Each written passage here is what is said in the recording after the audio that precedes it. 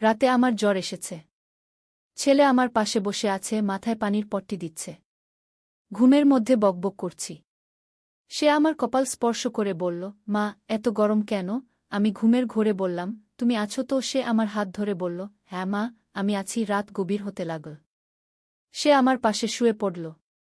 আমি জ্বরের ঘোরে তার বুকে মাথা রাখলাম। সে আমার চুলে হাত বুলাতে লাগল। হঠাৎ সে কানের কাছে ফিসফিস করে বলল, মা, আমি তোমাকে এভাবেই পাশে চাই সারা জীবন। আমি চোখ খুলে তাকালাম। সে বলল, জ্বরের ঘোরেও তুমি এত সুন্দর। আমি উঠতে গেলাম। সে আমাকে শক্ত করে জড়িয়ে ধরল। বলল, মা, আমি তোমাকে ভালোবাসি। শুধু মা হিসেবে নয়, একজন নারী হিসেবে। তুমি আমার স্ত্রী হও। জ্বরে আমার মাথা ঝিমঝিম করছে, কিন্তু তার কথা স্পষ্ট শুনতে পাচ্ছি। সে বলল, বিয়ে করো আমাকে, আমি তোমার সব অসুখ সারিয়ে দেব। এই গল্পটি সম্পূর্ণ শুনলে আপনাদের পানি অটোমেটিক বের হয়ে যাবে, সো যত দ্রুত সম্ভব হাতের কাছে টিস্যু নিয়ে বসে পড়ুন। বিছানার চাদর যেন নষ্ট না হয় সেটা সম্পূর্ণ খেয়াল রাখার অনুরোধ জানিয়ে গল্পটি এখন শুরু করব। তার আগে সর্বশেষ অনুরোধ, দয়া করে এমন পানি বের করার গল্প নিয়মিত শুনতে আমাদের চ্যানেলটি সকলেই সাবস্ক্রাইব করুন। ধন্যবাদ। হ্যালো বন্ধুরা, আমার নাম ময়ূরী দাস। আমার বয়স ৩৩ বছর। আমার স্বামীর নাম সুদীপ দাস, বয়স ৩৬ বছর। আমাদের ২ সন্তান, রিদম আর পূর্ণা। রিদম ২০ বছর বয়সী, বিশ্ববিদ্যালয়ে পড়ে। পূর্ণা ১৪ বছর বয়সী, উচ্চ বিদ্যালয়ে যায়। আমি আমার জ্বরের সেই রাতের কথা মনে করে হাসি। রিদম তখন আমাকে বলেছিল, মা, আমি তোমাকে ভালোবাসি, কিন্তু পরের দিন সকালে যা ঘটল সেটা ছিল সম্পূর্ণ অন্যরকম। রিদম আমার কাছে এসে বলল, মা, গতকাল রাতে তুমি কি বলেছিলে জানো? আমি অবাক হয়ে জিজ্ঞেস করলাম, আমি কি বলেছিলাম? সে বলল, তুমি বলেছিলে যে আমাদের বাড়ির নিচে একটা গুপ্তধন আছে। আমার মাথা ঘুরে গেল। জ্বরের ঘোরে আমি এমন কি বলেছিলাম? রিদম বলল, মা, তুমি বলেছিলে যে দাদুর আমলে এই বাড়িতে একজন জমিদার থাকতেন। তিনি মারা যাওয়ার আগে তার সব সোনাদানা লুকিয়ে রেখেছিলেন। আমি ভাবলাম, এটা নিশ্চয়ই জ্বরের প্রলাপ ছিল।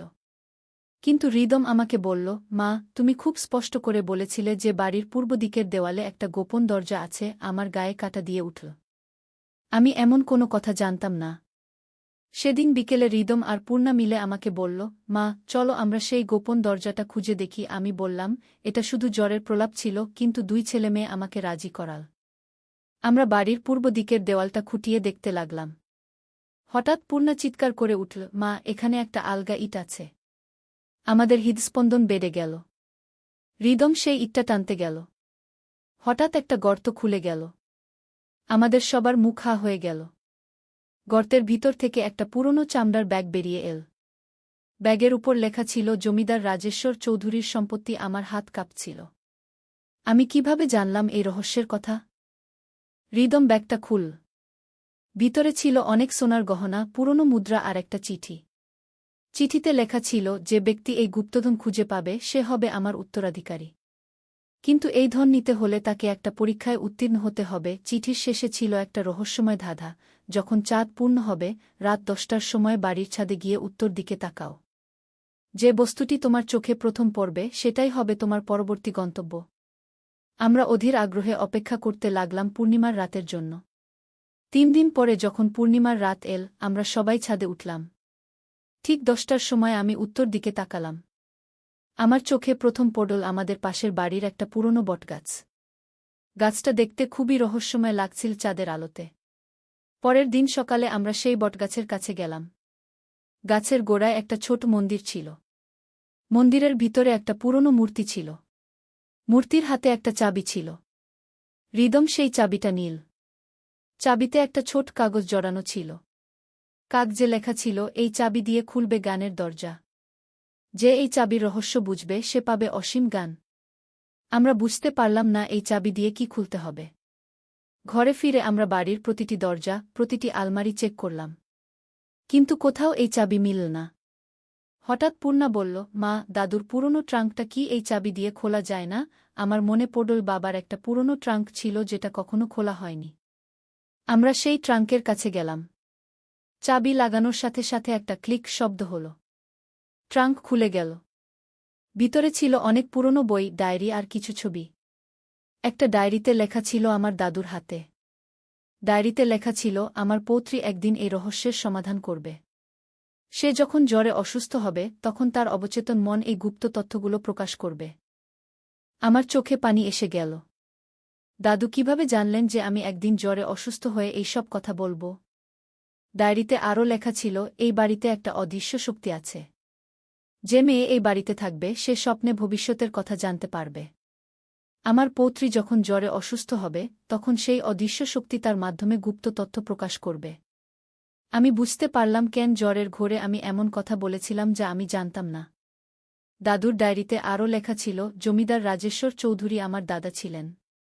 তিনি মারা যাওয়ার আগে আমাকে বলে গিয়েছিলেন যে তার গুপ্তধন শুধু পরিবারের মেয়েরাই খুঁজে পেতে পারবে, কারণ মেয়েদের ষষ্ঠ ইন্দ্রিয় পুরুষদের চেয়ে বেশি শক্তিশালী। হৃদম অবাক হয়ে বলল, মা, তাহলে তুমি জ্বরের ঘোরে যা বলেছিলে সেটা আসলে দাদুর অবচেতন বার্তা ছিল? আমি মাথা নেড়ে বললাম, হ্যাঁ, এবং এখন আমাদের বুঝতে হবে এই গুপ্তধনের সঠিক ব্যবহার কী। ডায়েরিতে আরও লেখা ছিল, এই ধন শুধু নিজের জন্য নয়, সমাজের কল্যাণের জন্য ব্যবহার করতে হবে। যে এই নিয়ম মানবে না তার উপর অভিশাপ নেমে আসবে। আমরা সিদ্ধান্ত নিলাম যে এই ধন দিয়ে আমাদের এলাকার গরিব ছেলে মেয়েদের পড়াশোনার ব্যবস্থা করব। আমরা একটা স্কুল তৈরি করব যেখানে বিনামূল্যে শিক্ষা দেওয়া হবে। পূর্ণা খুশি হয়ে বলল, মা, আমরা একটা লাইব্রেরিও তৈরি করতে পারি। হৃদম বলল, আর একটা কম্পিউটার সেন্টারও। কিন্তু আমাদের এই পরিকল্পনা জানতে পেরে আমাদের আত্মীয়রা রেগে গেল। তারা বলল, এই ধন তো পরিবারের, এটা অন্যদের দিতে হবে কেন? আমার শ্বশুর এসে বললেন, ময়ূরী, তুমি পাগল হয়ে গেছ। এই টাকা দিয়ে আমাদের ব্যবসা বাড়াতে পারি। কিন্তু আমি দাদুর কথা মনে রেখে বললাম, না, এই ধন সমাজের কল্যাণেই ব্যবহার হবে। সেই রাতে আমার আবার জ্বর এল। জ্বরের ঘোরে আমি দেখলাম দাদু আমার সামনে দাঁড়িয়ে আছেন। তিনি বললেন, ময়ূরী, তুমি ঠিক সিদ্ধান্ত নিয়েছ, কিন্তু সাবধান থেকো। যারা এই ধনের লোভে পড়বে তাদের উপর অভিশাপ নেমে আসবে। আমি জিজ্ঞেস করলাম, দাদু, এই অভিশাপ কি? তিনি বললেন, যে এই ধন নিজের স্বার্থে ব্যবহার করবে তার পরিবারে অশান্তি নেমে আসবে। পরের দিন সকালে আমার শ্বশুর এসে বললেন, ময়ূরী, আমি আর অপেক্ষা করতে পারছি না। আমি সেই সোনা নিয়ে ব্যবসা করব। আমি বারণ করার চেষ্টা করলাম, কিন্তু তিনি শুনলেন না। তিনি রাতের বেলা সেই চামড়ার ব্যাগ থেকে কিছু সোনা চুরি করলেন। তারপর দিনই তার ব্যবসায় বিরাট ক্ষতি হল। তার দোকানে আগুন লেগে গেল। তিনি হাসপাতালে ভর্তি হলেন। ডাক্তাররা বললেন তার হার্ট অ্যাটাক হয়েছে। আমি বুঝলাম এটাই দাদুর বলা অভিশাপ। আমি শ্বশুরের কাছে গিয়ে বললাম, বাবা, আপনি সোনা ফেরত দিয়ে দিন, না হলে আরও বড় বিপদ হবে। তিনি প্রথমে মানতে চাইলেন না, কিন্তু যখন তার ছোট ছেলের ব্যবসাতেও সমস্যা শুরু হল তখন তিনি ভয় পেয়ে গেলেন। তিনি সোনা ফেরত দিয়ে ক্ষমা চাইলেন। সোনা ফেরত নেওয়ার পরদিনই তার স্বাস্থ্যের উন্নতি হল। ডাক্তাররা অবাক হয়ে বললেন, এটা এক ধরনের মিরাকেল। তার ব্যবসাও আবার ভালো হতে শুরু করল। তিনি আমার কাছে এসে বললেন, ময়ূরী, তুমি ঠিক বলেছিলে, এই ধন শুধু ভালো কাজেই ব্যবহার করা উচিত। আমরা সিদ্ধান্ত অনুযায়ী একটা স্কুল তৈরি করলাম। স্কুলের নাম দিলাম জমিদার রাজেশ্বর চৌধুরী বিদ্যালয়। প্রথম দিনেই 50 জন ছেলে মেয়ে ভর্তি হল। তাদের বেশিরভাগই গরিব পরিবারের সন্তান। আমরা তাদের বিনামূল্যে বই, খাতা, কলম সব দিলাম। 3 মাস পরে স্কুলটা এলাকার সবচেয়ে ভালো স্কুল হয়ে উঠল। শিক্ষকরা খুবই ভালো পড়াতেন। ছেলেমেয়েরা দারুণ ফলাফল করতে লাগল। সবাই আমাদের প্রশংসা করতে লাগল। স্থানীয় এমপি সাহেব এসে বললেন, আপনারা সমাজের জন্য খুব ভালো কাজ করেছেন। কিন্তু আমাদের আনন্দ বেশিদিন স্থায়ী হল না। একদিন হৃদম এসে বলল, মা, স্কুলের হেডমাস্টার সাহেব আমাদের সাথে প্রতারণা করছেন। তিনি বেতনের নাম করে বেশি টাকা নিচ্ছেন। আমি খোঁজ নিয়ে দেখলাম হৃদমের কথা সত্যি। হেডমাস্টার সাহেব প্রতি মাসে 10,000 টাকা বেশি নিচ্ছিলেন। আমি তার সাথে কথা বললাম। তিনি প্রথমে অস্বীকার করলেন, কিন্তু যখন আমি প্রমাণ দেখালাম তখন তিনি স্বীকার করলেন। তিনি বললেন, আমার বাড়িতে অনেক খরচ, তাই এমনটা করতে হয়েছে। আমি বললাম, এই টাকা তো গরিব ছেলে মেয়েদের জন্য, আপনি কিভাবে এমনটা করতে পারেন? সেই রাতে আমার আবার জ্বর এল। জ্বরের ঘোরে আমি দেখলাম দাদু আবার এসেছেন। তিনি বললেন, ময়ূরী, যারা এই পবিত্র কাজে বাধা দেবে বা প্রতারণা করবে তাদের শাস্তি হবে। তুমি দেখবে হেডমাস্টার সাহেবের কি হয়। আমি জিজ্ঞেস করলাম, দাদু, কি হবে তার? তিনি বললেন, সে নিজেই বুঝতে পারবে তার ভুল। পরের দিন সকালে শুনলাম হেডমাস্টার সাহেবের ছেলে অ্যাক্সিডেন্ট করেছে। তার পা ভেঙে গেছে। হাসপাতালে ভর্তি করতে হয়েছে। চিকিৎসার খরচ অনেক। হেডমাস্টার সাহেব আমার কাছে এসে কাঁদতে কাঁদতে বললেন, ম্যাডাম, আমি ভুল বুঝেছি। আমি যে টাকা বেশি নিয়েছি সেটা ফেরত দিয়ে দেব। আমাকে ক্ষমা করে দিন। আমি তাকে ক্ষমা করে দিলাম। কিন্তু বললাম, এমনটা আর যেন না হয়। এই স্কুল গরিব ছেলে মেয়েদের জন্য। এখানে কোনো প্রতারণা চলবে না। তিনি প্রতিজ্ঞা করলেন যে আর কখনো এমনটা করবেন না। টাকা ফেরত দেওয়ার পর দিনই তার ছেলের পা ভালো হয়ে গেল। ডাক্তাররা বললেন, এত তাড়াতাড়ি হাত জোড়া লাগার কথা না। এরপর আমাদের স্কুল আরও বিখ্যাত হয়ে উঠল। দূর দূর থেকে ছেলেমেয়েরা ভর্তি হতে আসতে লাগল। আমরা আরও একটা শাখা খুললাম। পূর্ণা বলল, মা, এখন আমাদের একটা কলেজও তৈরি করা উচিত। রিদম বলল, হ্যাঁ, আর একটা ভোকেশনাল ট্রেনিং সেন্টারও। আমরা আমাদের পরিকল্পনা অনুযায়ী কাজ করতে লাগলাম। 2 বছরের মধ্যে আমাদের 3টা স্কুল, একটা কলেজ আর একটা ভোকেশনাল সেন্টার হয়ে গেল। হাজার হাজার ছেলেমেয়ে আমাদের প্রতিষ্ঠানে পড়াশোনা করতে লাগল। তাদের মধ্যে অনেকেই ভালো চাকরি পেল। কেউ কেউ নিজের ব্যবসা শুরু করল। একদিন আমার কাছে একটা মেয়ে এল। তার নাম রুমা। সে বলল, আন্টি, আমি আপনাদের স্কুলে পড়েছি। এখন আমি ডাক্তার হয়েছি। আমি আমার এলাকায় একটা ফ্রি ক্লিনিক খুলেছি। আমার চোখে পানি এসে গেল। মনে হল দাদুর আত্মা খুশি হয়েছে। এরপর আরও অনেক ছেলে মেয়ে আমার কাছে এল। কেউ ইঞ্জিনিয়ার হয়েছে, কেউ শিক্ষক হয়েছে, কেউ ব্যবসায়ী হয়েছে। সবাই বল যে তারা সমাজের জন্য কাজ করতে চায়। আমি বুঝলাম আমাদের স্বপ্ন সফল হয়েছে। কিন্তু আমাদের সবচেয়ে বড় পরীক্ষা এসেছিল 5 বছর পরে। হঠাৎ করে সরকার আমাদের জমির উপর একটা বড় রাস্তা তৈরি করার প্রকল্প ঘোষণা করল। তারা বলল আমাদের স্কুল কলেজ সব ভেঙে দিতে হবে। আমি শুনে অজ্ঞান হয়ে গেলাম। এত কষ্ট করে গড়া আমাদের শিক্ষা প্রতিষ্ঠান কি সব শেষ হয়ে যাবে? রিদম আর পূর্ণা আমাকে সাহস দিল। তারা বলল, মা, আমরা হার মানব না। আমরা কোর্টে যাব। আইনি লড়াই করব। আমি বললাম, কিন্তু সরকারের সাথে লড়াই করা তো সহজ নয়। রিদম বলল, মা, দাদু আমাদের সাহায্য করবেন। আমি তখনও বুঝতে পারছিলাম না সে কি বলতে চাইছে। সেই রাতে আমার আবার জ্বর এল। জ্বরের ঘোরে দাদু আবার এলেন। তিনি বললেন, ময়ূরী, এবার তোমার সবচেয়ে বড় পরীক্ষা। তুমি যদি এই পরীক্ষায় উত্তীর্ণ হতে পারো, তাহলে আমাদের পরিবারের উপর চিরকালের জন্য আশীর্বাদ নেমে আসবে। আমি জিজ্ঞেস করলাম, দাদু, এই পরীক্ষা কি? তিনি বললেন, তুমি ন্যায়ের পক্ষে লড়াই করবে। মিথ্যার সাথে আপস করবে না। দাদু আরও বললেন, ময়ূরী, এই জমি আসলে সরকারি নয়। এটা আমাদের পূর্বপুরুষদের জমি। আমার কাছে সব কাগজপত্র আছে। সেই পুরনো ট্রাঙ্কে আরও কাগজপত্র আছে যেগুলো তুমি দেখনি। আমি চোখ খুললাম। রিদম আমার পাশে বসেছিল। আমি তাকে সব বললাম। পরের দিন আমরা আবার সেই ট্রাঙ্ক খুললাম। গভীরে খুঁজে দেখলাম আরও কিছু কাগজপত্র আছে। সেগুলোর মধ্যে ছিল জমির পুরনো দলিল, খাজনার রসিদ আর ব্রিটিশ আমলের কিছু সার্টিফিকেট। এই কাগজগুলো প্রমাণ করছিল যে এই জমি আমাদের পরিবারের। আমরা একজন আইনজীবীর কাছে গেলাম। তিনি কাগজপত্র দেখে বললেন, এই কাগজগুলো খুবই গুরুত্বপূর্ণ। এগুলো দিয়ে আপনারা সরকারের বিরুদ্ধে মামলা করতে পারেন। কিন্তু তিনি আরও বললেন, তবে এই মামলা অনেক টাকার। আর সময়ও লাগবে অনেক। আমি ভাবলাম আমাদের সেই গুপ্তধনের টাকা দিয়ে মামলা করব। কিন্তু সেই টাকা তো শিক্ষার কাজেই খরচ হয়ে গেছে। এখন নতুন টাকা কোথায় পাব? রিদম বলল, মা, আমাদের যে শিক্ষার্থীরা এখন বড় হয়েছে তারা নিশ্চয়ই আমাদের সাহায্য করবে। রিদমের কথা সত্যি হল। আমাদের পুরনো ছাত্রছাত্রীরা যখন জানল আমাদের সমস্যার কথা, তারা সবাই এগিয়ে এল। যারা ডাক্তার হয়েছে, ইঞ্জিনিয়ার হয়েছে, ব্যবসায়ী হয়েছে, সবাই টাকা দিল।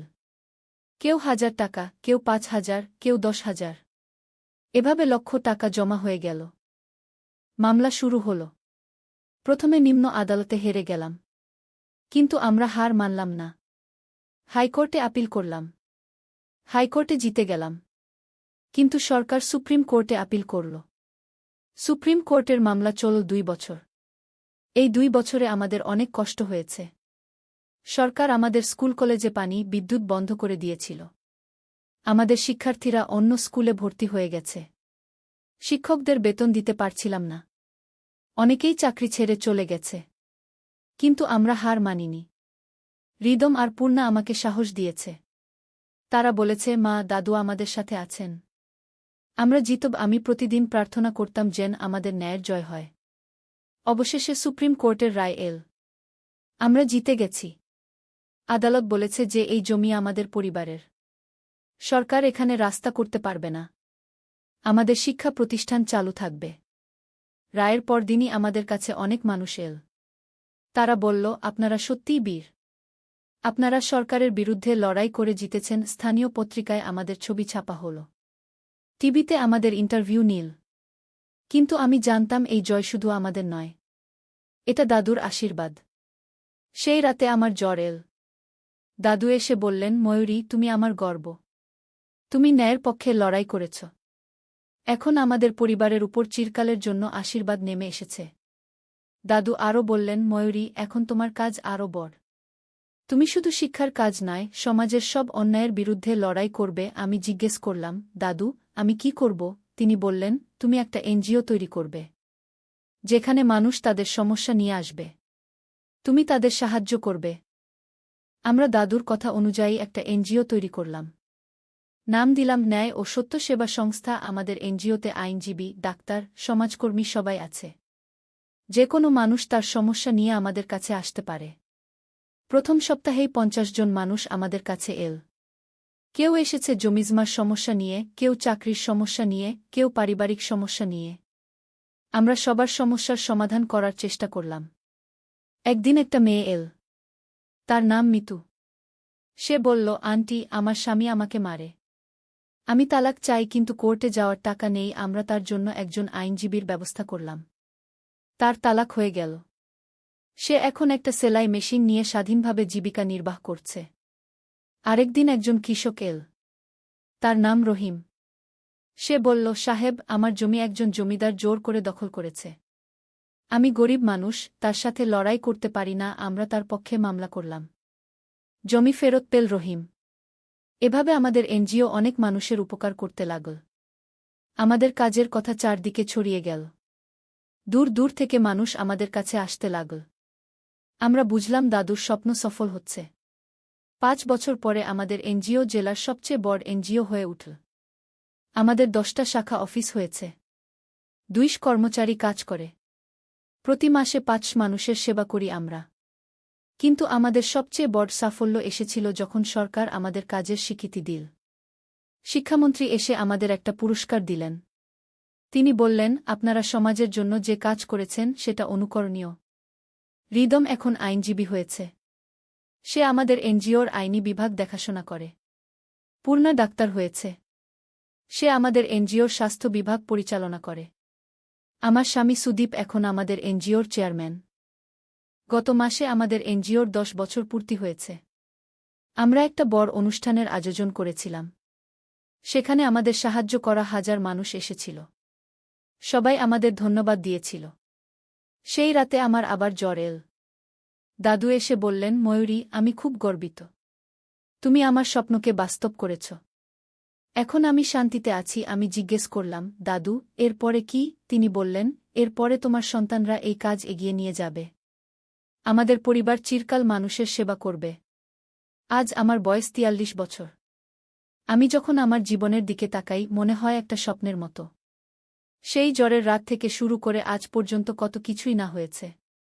একটা গুপ্তধন আবিষ্কার, সেই ধন দিয়ে শিক্ষা প্রতিষ্ঠান তৈরি, সরকারের সাথে লড়াই, এনজিও তৈরি, সব কিছুই যেন একটা রহস্যময় অভিযানের মতো।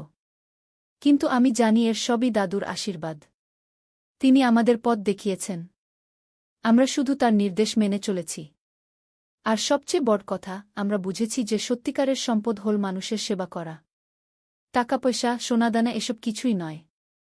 আমার ছেলে রিদম এখন তার নিজের একটা এনজিও তৈরি করার পরিকল্পনা করছে।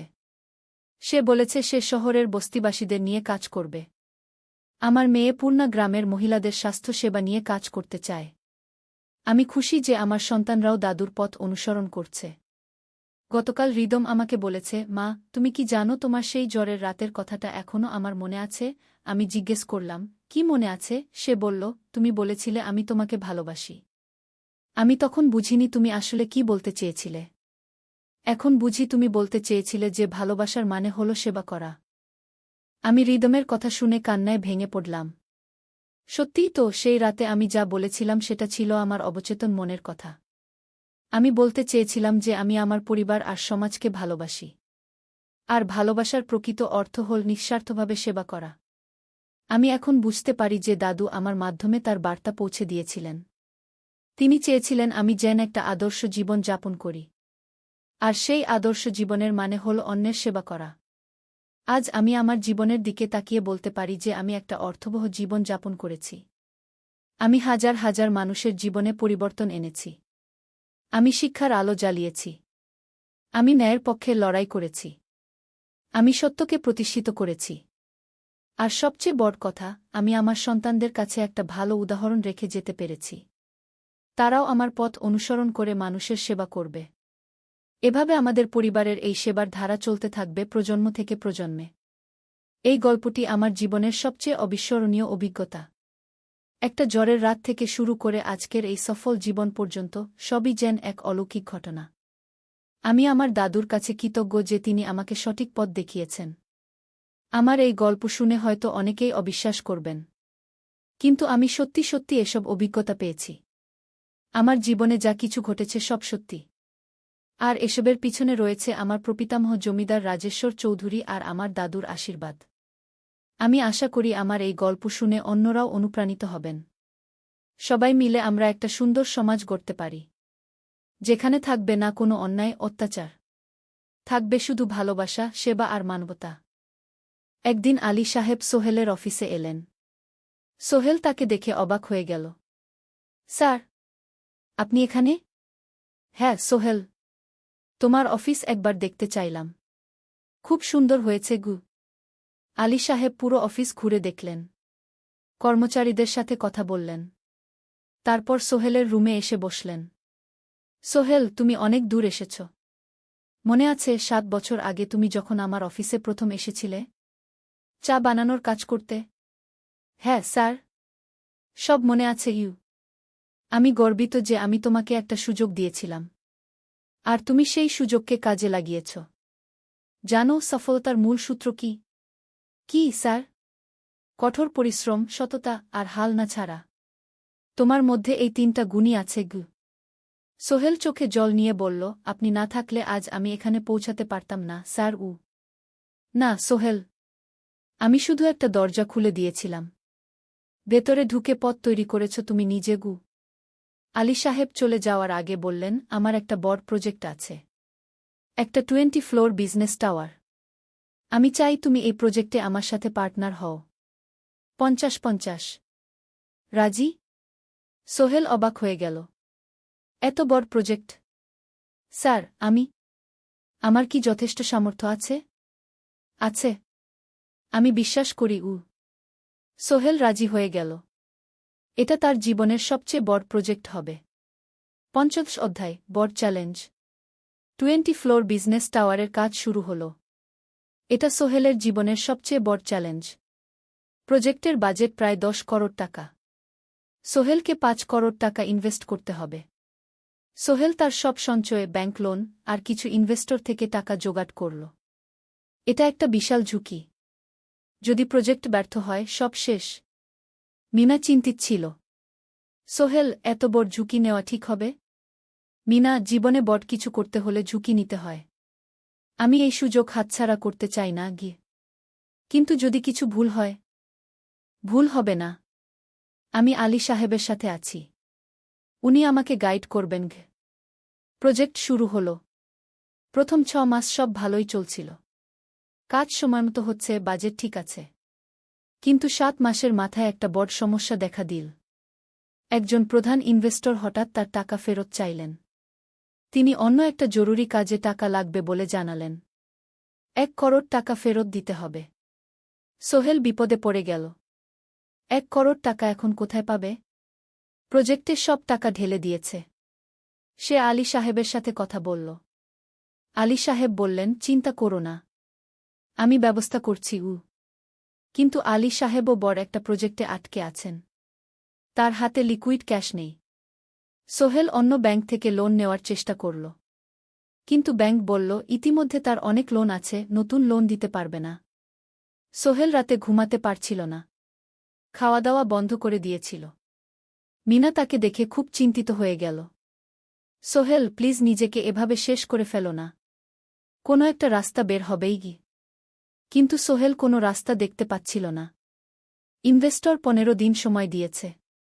15 দিনের মধ্যে টাকা ফেরত না দিলে তিনি আইনি ব্যবস্থা নেবেন। 10 দিন কেটে গেল।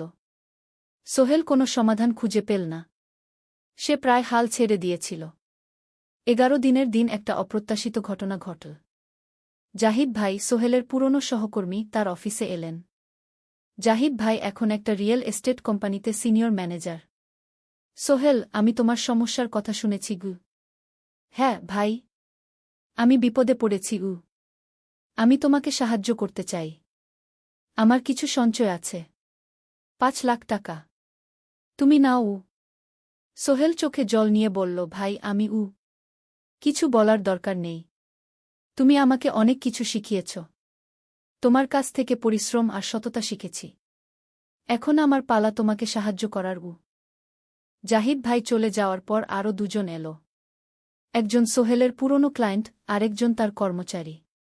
দুজন মিলে আরও 8 লাখ টাকা দিল। করিম মামা 20 লাখ টাকা ব্যবস্থা করলেন। তার কিছু বন্ধুদের কাছ থেকে ধার করে। মিনা তার সব গয়না বিক্রি করে 10 লাখ টাকা দিল। সবাই মিলে প্রায় 45 লাখ টাকা জোগাড় হল।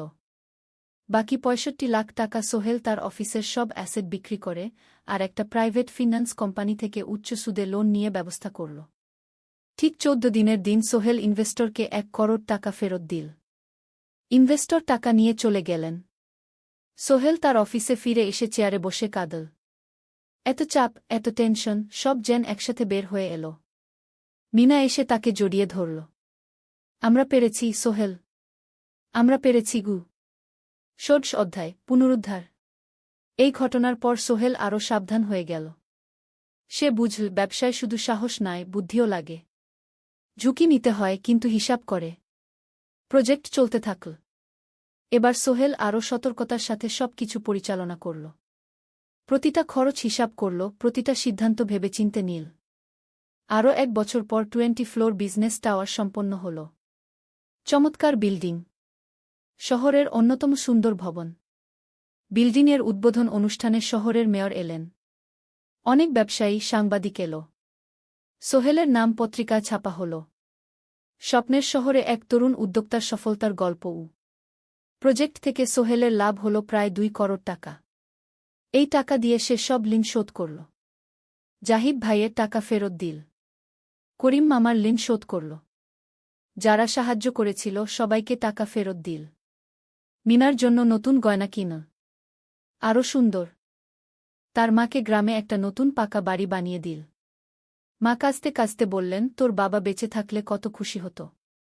তুই আমার সব স্বপ্ন পূরণ করেছিস গে। সোহেল নিজেদের জন্য একটা ফ্ল্যাট কিনল। 4 রুমের ফ্ল্যাট, সমুদ্রের কাছে। এখন আর ভাড়া বাড়িতে থাকতে হয় না। সপ্তদশ অধ্যায়, প্রতিদান। সোহেল এখন একজন প্রতিষ্ঠিত উদ্যোক্তা। কিন্তু সে তার শেখ ভোলেনি। যে গ্রাম থেকে সে এসেছে, যারা তাকে সাহায্য করেছে, কাউকেই ভোলেনি। সে তার গ্রামে একটা স্কুল বানিয়ে দিল। সোহেল ফাউন্ডেশন স্কুল কু গরিব ছেলেমেয়েরা ফ্রিতে পড়তে পারবে। ভালো শিক্ষক নিযোগ দিল। ভালো পড়াশোনার ব্যবস্থা করল। শহরে একটা ফ্রি মেডিকেল ক্লিনিক খুলল। গরিব মানুষরা ফ্রিতে চিকিৎসা পাবে। প্রতি বছর 10 জন মেধাবী কিন্তু গরিব ছাত্রছাত্রীকে স্কলারশিপ দেওয়া শুরু করল। তারা বিনামূল্যে পড়াশোনা করতে পারবে। একদিন একটা টিভি চ্যানেল সোহেলের ইন্টারভিউ নিতে এলো। আপনার সফলতার গোপন সূত্র কি? সোহেল একটু ভেবে বলল, কঠোর পরিশ্রম, সততা আর হাল না ছাড়া। এই 3টা জিনিস যদি কারো মধ্যে থাকে, সে যে কোনো কিছু অর্জন করতে পারে। আর সবচেয়ে বড় কথা, যারা আমাকে সাহায্য করেছে তাদের ছাড়া আমি কিছুই না। একা কেউ সফল হতে পারে না গি। আপনার পরবর্তী স্বপ্ন কি? আমি চাই আরও মানুষকে সাহায্য করতে। আমার মতো যারা গ্রাম থেকে শহরে আসে তাদের জন্য একটা ট্রেনিং সেন্টার খুলব। তারা সেখানে বিভিন্ন স্কিল শিখতে পারবে। চাকরি পাবে। নিজের পায়ে দাঁড়াতে পারবে গু। অষ্টাদশ অধ্যায়, নতুন প্রজন্ম। আরও 5 বছর কেটে গেল। সোহেল এখন 45 বছরের। তার মেয়ে সারা এখন 9 বছরের। স্কুলে ক্লাস 4-এ পড়ে। খুব মেধাবী মেয়ে। একদিন সারা বাবাকে জিজ্ঞেস করল, বাবা, তুমি কিভাবে এত বড় হলে? আমার বন্ধুরা বলে তুমি একজন সফল মানুষ গো। সোহেল তাকে কোলে নিয়ে বসল। বাবা, তুমি জানো তোমার দাদু ছিলেন একজন স্কুল শিক্ষক। খুব সৎ মানুষ। কিন্তু আমরা গরিব ছিলাম। আমি রিকশা চালাতাম। রিকশা? সত্যি? হ্যাঁ। তারপর আমি এই শহরে এলাম। অনেক কষ্ট করেছি। কিন্তু হাল ছাড়িনি। মানুষ আমাকে সাহায্য করেছে। আর আমি কঠোর পরিশ্রম করেছি। বাবা, আমিও কি তোমার মতো হতে পারব? অবশ্যই পারবে বাবা। তবে মনে রেখো, সফলতা মানে শুধু টাকা পয়সা না। সফলতা মানে ভালো মানুষ হওয়া। অন্যদের সাহায্য করা। সৎ থাকা। সারা মাথা নাডল। আমি ভালো মানুষ হব বাবা। সোহেল তার মেয়েকে জড়িয়ে ধরল। মনে মনে ভাবল তার জীবনের সব কষ্ট সার্থক হয়েছে। মিনা রান্নাঘর থেকে ডাকল, খাবার তৈরি। এসো। সোহেল সারাকে নিয়ে ডাইনিং টেবিলে গেল। ঋতু এসেছে। সে এখন বিয়ে করেছে, তার একটা ছেলে হয়েছে। সোহেলের মা মাঝে মাঝে চট্টগ্রামে বেড়াতে আসেন। আজও এসেছেন। সবাই মিলে খেতে বসল। হাসিগল্পে ভরা পরিবার। সোহেল তাকাল তার মায়ের দিকে, মিনার দিকে, সারার দিকে, ঋতুর দিকে। মনে হল, জীবনে আর কি চাই? খাওয়া শেষে সবাই বসে রইল। গল্প করছিল। হঠাৎ সোহেলের ফোন বাজল। অফিস থেকে। একটা জরুরি বিষয়। সোহেল ফোন রেখে দিয়ে মিনাকে বলল, একটা নতুন প্রজেক্টের প্রস্তাব এসেছে। একটা এতিমখানা বানানোর কাজ। সরকারি প্রজেক্ট। তুমি নেবে? অবশ্যই। এটা আমার স্বপ্নের প্রজেক্ট। যেসব বাচ্চাদের বাবা মা নেই, তাদের জন্য একটা সুন্দর জায়গা। মিনা হাসল। তুমি কখনো বদলাও না। এখনো অন্যদের কথা ভাবো। এটাই তো জীবন মিনা। শুধু নিজের জন্য বাঁচলে কি হবে? 49 অধ্যায়, উত্তরাধিকার। 10 বছর আরও কেটে গেল। সোহেল এখন 55 বছরের। তার চুলে পাক ধরেছে। কিন্তু শক্তি এখনও আগের মতোই। সারা এখন 19 বছরের। সে বিশ্ববিদ্যালয়ে ইঞ্জিনিয়ারিং পড়ছে। সে চায় বাবার মতো কনস্ট্রাকশন ইন্ডাস্ট্রিতে কাজ করতে। একদিন সারা বাবাকে বলল, বাবা, আমি তোমার কোম্পানিতে কাজ করতে চাই। এখনও তো তোর পড়াশোনা বাকি। জানি। কিন্তু আমি এখন থেকেই শিখতে চাই। ছুটির দিনে তোমার সাথে সাইটে যেতে চাই। দেখতে চাই কিভাবে কাজ হয়।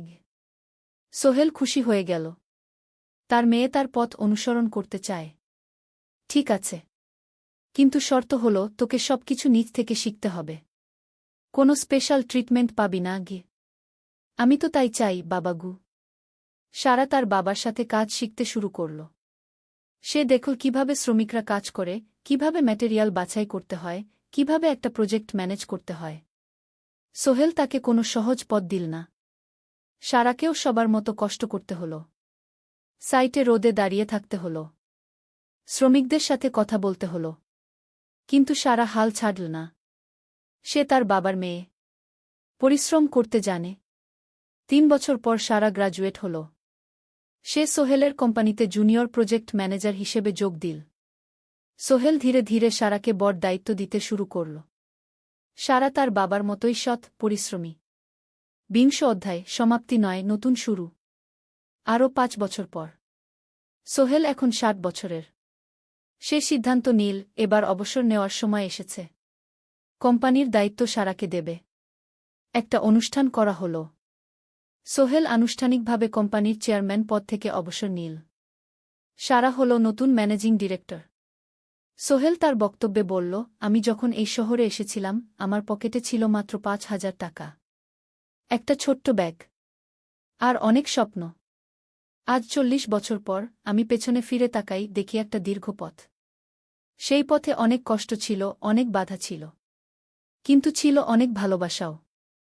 অনেক মানুষের সাহায্যও। আমি বিশ্বাস করি, সফলতা একা আসে না। এটা আসে অনেক মানুষের সমর্থন, ভালোবাসা আর বিশ্বাস নিয়ে। আমি যা কিছু অর্জন করেছি, তা আমার একার না। এটা আমার পরিবারের, আমার কর্মচারীদের, আমার বন্ধুদের, সবার। আজ আমি আমার মেয়ে সারার হাতে এই দায়িত্ব তুলে দিচ্ছি। আমি জানি সে আমার চেয়ে ভালো করবে। কারণ সে শিখেছে আমার ভুল থেকে, আমার অভিজ্ঞতা থেকে। অনুষ্ঠান শেষ হল। সবাই চলে গেল। সোহেল আর মিনা অফিসে একা দাঁড়িয়ে রইল। মিনা, মনে আছে আমরা প্রথম কখন দেখা হয়েছিলাম? হ্যাঁ, তোমার সেই ছোট্ট মুদি দোকানে। তুমি বিস্কুট কিনতে এসেছিলে গি। কে ভেবেছিল সেই দিন থেকে আমাদের এই পর্যস্বপ্নের শহর। প্রথম অধ্যায়, যাত্রা শুরু। সকাল ৭টা বেজে গেছে। ঢাকার কমলাপুর রেলস্টেশনে মানুষের ভিড়। চারদিকে চা বিস্কুট বিক্রেতাদের চিৎকার, ট্রেনের হর্ন আর যাত্রীদের কোলাহল। এই বিশাল ভিড়ের মধ্যে একটা ছোট্ট ব্যাগ হাতে দাঁড়িয়ে আছে সোহেল। বয়স মাত্র ২২। গায়ের রং শ্যামলা, চোখে স্বপ্নের ঝিলিক। ভাইজা, চট্টগ্রামের টিকিট আছে? সোহেল টিকিট কাউন্টারের সামনে দাঁড়িয়ে জিজ্ঞেস করল। আছে। ৩০ টাকা। কাউন্টারের লোকটা উত্তর দিল। সোহেল তার পকেট থেকে টাকা বের করল। মোট ৫,০০০ টাকা। এই টাকা সে জমিয়েছে গত ৩ বছরে রিকশা চালিয়ে। তার স্বপ্ন ছিল চট্টগ্রাম গিয়ে একটা ভালো চাকরি পাওয়া। গ্রামে আর থাকতে চায় না সে। বাবা মারা গেছেন ১০ বছর আগে। মা আর ছোট বোন ঋতুকে নিয়ে সংসার চালাচ্ছিল রিকশা চালিয়ে। কিন্তু এভাবে তো আর সারা জীবন চলবে না। টিকিট কেটে সোহেল প্ল্যাটফর্মে এলো। ট্রেন ছাড়বে আর মাত্র ১৫ মিনিট পরে। সে একটা বেঞ্চে বসে পড়ল। ব্যাগটা বুকের কাছে চেপে ধরল। এই ব্যাগে আছে তার সব সম্পদ, কিছু কাপড়, একটা ছোট্ট ফটো ফ্রেমে বাবা মায়ের ছবি, আর কিছু টাকা। কোথায় যাচ্ছেন? পাশে বসা একজন বয়স্ক মানুষ জিজ্ঞেস করলেন। চট্টগ্রাম কাকা। চাকরি খুঁজতে যাচ্ছি কি? সোহেল বিনয়ের সাথে উত্তর দিল। ভালো। তবে শহরে সাবধানে থাকবেন। শহর মানে অনেক সুযোগ, কিন্তু অনেক ফাঁদও আছে, বয়স্ক লোকটা বললেন। সোহেল মাথা নাড়ল। সে জানে শহরের জীবন সহজ না। কিন্তু তার কোনো বিকল্প নেই। গ্রামে রিকশা চালিয়ে মাসে ৩,৫০০ টাকা আয় হতো। তার মধ্যে সংসার চালাতে হতো, বোনের স্কুলের খরচ দিতে হতো, মায়ের ওষুধের খরচ দিতে হতো। কিছুই বাঁচত না। আর এই জীবন থেকে বেরোনোর একটাই পথ, শহরে গিয়ে ভালো কাজ খুঁজে নেওয়া। সোহেল মনে মনে ভাবল তার বাবার কথা। বাবা ছিলেন একজন স্কুল শিক্ষক। খুব সৎ মানুষ ছিলেন। সবসময় বলতেন, সোহেল, তুই লেখাপড়া শিখে বড় মানুষ হবি। আমাদের পরিবারে আর কেউ বড় চাকরি করেনি। তুই করবি। কিন্তু বাবা যখন মারা গেলেন তখন সোহেল মাত্র এসএসসি পরীক্ষা দিয়েছে। ফলাফল ভালো হয়েছিল, জিপিএ অর্ধচতু। কিন্তু বাবার মৃত্যুর পর আর পড়া হল না। পরিবারের দায়িত্ব নিতে হল। ট্রেন ছাড়ল। সোহেল জানালার পাশে বসে বাইরে তাকাল। ধানক্ষেত, নদী, ছোট ছোট গ্রাম, সব পেছনে ফেলে ট্রেন এগিয়ে চল। সোহেলের মনে হল সে যেন তার পুরনো জীবনটাকেও পেছনে ফেলে আসছে। ট্রেনে একজন হকার এসে চা বিক্রি করছিল। সোহেল একটা চা কিনল। ১০ টাকা। চা খেতে খেতে সে ভাবছিল, চট্টগ্রাম পৌঁছে কি হবে? করিম মামা তাকে সাহায্য করবেন তো? চাকরি পাওয়া যাবে তো? করিম মামা আসলে সোহেলের খুব দূর সম্পর্কের মামা। সোহেলের দাদির বোনের ছেলে।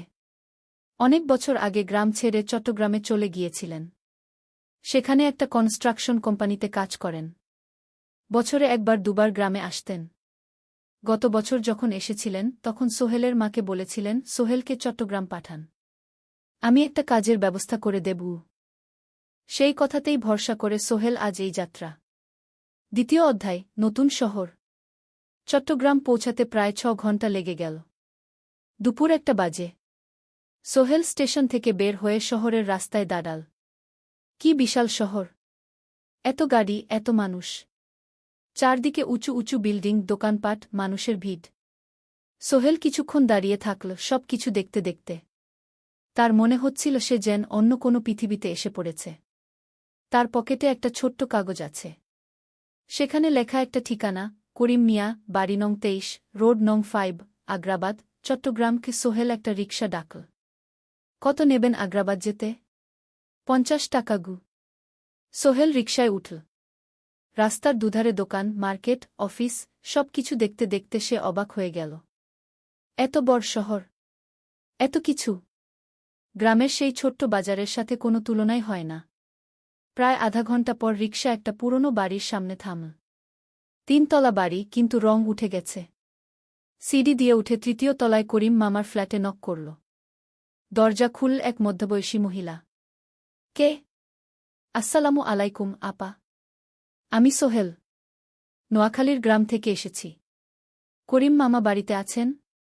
মহিলা তাকে মাথা থেকে পা পর্যন্ত দেখল। করিম তো অফিসে গেছে। তুমি কে? কোথা থেকে এসেছ? সোহেল সব খুলে বলল। মহিলা তাকে ভেতরে ঢুকতে দিল। বসো। করিম সন্ধ্যায় ফিরবে গু। ফ্ল্যাটটা ছোট। দুটো রুম, একটা ছোট্ট রান্নাঘর আর একটা বাথরুম। কিন্তু সোহেলের কাছে খুব সুন্দর লাগল। গ্রামের সেই টিনের ঘরের চেয়ে তো অনেক ভালো। মহিলা তার নাম জানাল সালমা। করিম মামার স্ত্রী। তাদের দুটো ছেলে, একজন ক্লাস 8-এ পড়ে আরেকজন ক্লাস 5-এ। খেয়েছ? সালমা আপা জিজ্ঞেস করল। না আপাগু। অপেক্ষা করো। ভাত আছে, মাছ আছে। খাও। সোহেল প্রথমে রাজি হতে চাইল না, কিন্তু খুব খিদে পেয়েছিল। সকাল থেকে শুধু একটা চা আর বিস্কুট খেয়েছে। খাওয়া দাওয়ার পর সোহেল বসে রইল। সালমা আপা তাকে গল্প করতে লাগল। তোমার মা কেমন আছেন? তোমার বোন? ভালো আছে আপা। মার একটু গেটে বাত আছে। ওষুধ খাচ্ছেন। বোন স্কুলে পড়ে কু। তুমি কি করতে চাও এখানে? চাকরি খুঁজছি আপা। যে কোনো কাজ করব। বাসায় মা আর বোনকে টাকা পাঠাতে হবে। সালমা আপা মাথা নাড়ল। করিম তোমার জন্য কিছু একটা করবে। সে ভালো মানুষ গ। সারাদিন অপেক্ষা করু সোহেল। সন্ধ্যা 6টায় করিম মামা ফিরলেন। 50-এর কাছাকাছি বয়স, কালো রঙের প্যান্ট শার্ট পরা, হাতে একটা ব্যাগ। আরে সোহেল, কবে এলি? করিম মামা খুশি হয়ে বললেন। আজ সকালে মামা গু। করিম মামা তাকে জড়িয়ে ধরলেন। অনেকদিন পর দেখলাম। কেমন আছিস? ভালো আছি মামা গি। ভালো করেছিস এসে। এখানে অনেক সুযোগ আছে। তোর জন্য একটা কাজের ব্যবস্থা করে দেব। তবে প্রথমে কয়েকদিন এখানে থাক। শহরটা একটু চিনে নে। তারপর কাজে যোগ দিবি। সোহেলের মনে আসার আলো জ্বল। সে ভাবল হয়তো তার ভাগ্য এবার পাল্টাবে। 3য় অধ্যায়, প্রথম চাকরি। 1 সপ্তাহ পরে করিম মামা সোহেলকে তার কোম্পানিতে নিয়ে গেলেন। কোম্পানির নাম আলামিন কনস্ট্রাকশন। অফিসটা শহরের কেন্দ্রে 5 তলা একটা বিল্ডিংয়ের দোতলায়। মালিক আলী সাহেব। 50-এর কাছাকাছি বয়স, মোটা চেহারা, চোখে সোনার ফ্রেমের চশমা। বড়লোক মানুষ, কিন্তু খুব কড়া। এই ছেলেটাকে কি কাজে লাগাবেন? আলী সাহেব করিম মামাকে জিজ্ঞেস করলেন। স্যার, ও আমার আত্মীয়। গ্রাম থেকে এসেছে। খুব পরিশ্রমী। যে কোনো কাজে লাগাতে পারেন। আলী সাহেব সোহেলের দিকে তাকালেন। তুমি কি পড়েছ? Sir, SSC pass. জিপিএ অর্ধচতু। হুম। ভালো। কম্পিউটার চালাতে পারো? না স্যার, পারি না। কিন্তু শিখতে চাই। আলী সাহেব একটু ভাবলেন। ঠিক আছে। তোমাকে অফিসের কাজে রাখব। ফাইল গুছানো, চা বানানো, কাগজপত্র নিয়ে যাওয়া, না এসব। মাসে 5,000 টাকা। রাজি আছো? জি স্যার। সোহেল খুশি হয়ে গেল। 5,000 টাকা। রিকশা চালিয়ে 3,500 পেত। এখানে 5,000।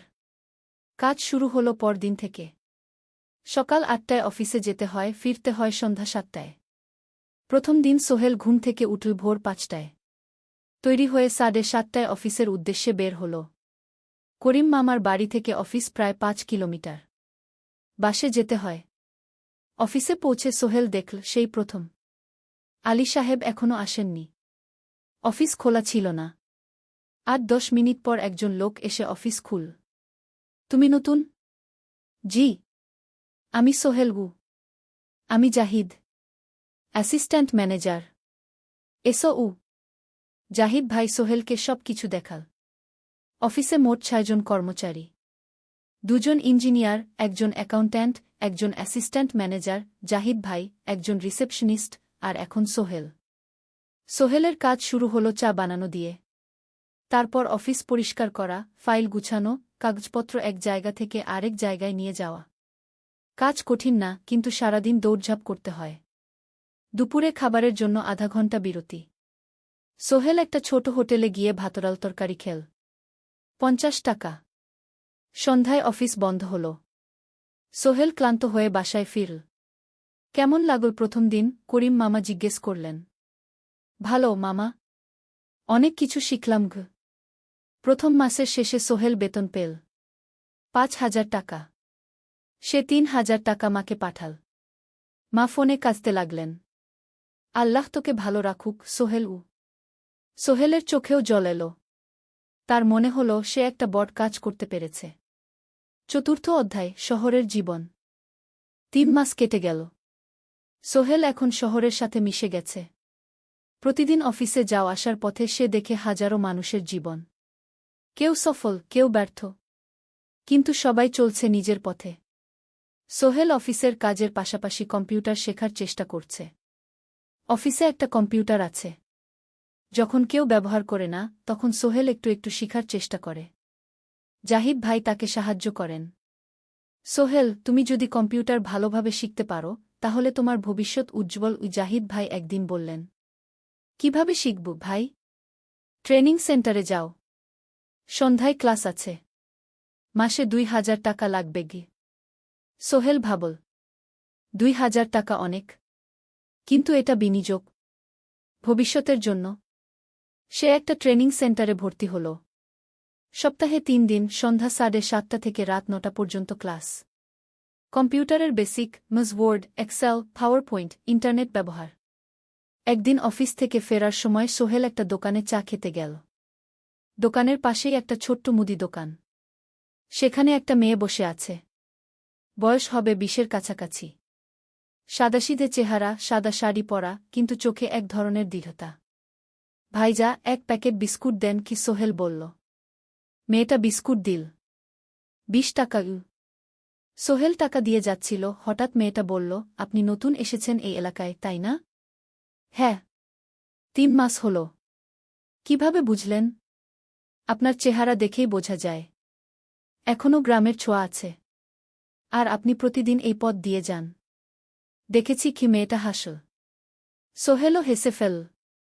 আপনি খুব পর্যবেক্ষক মনে হচ্ছে গি। জীবনে অনেক কিছু দেখেছি, তাই মানুষকে চিনতে শিখেছি গি। আপনার নাম? মিনা।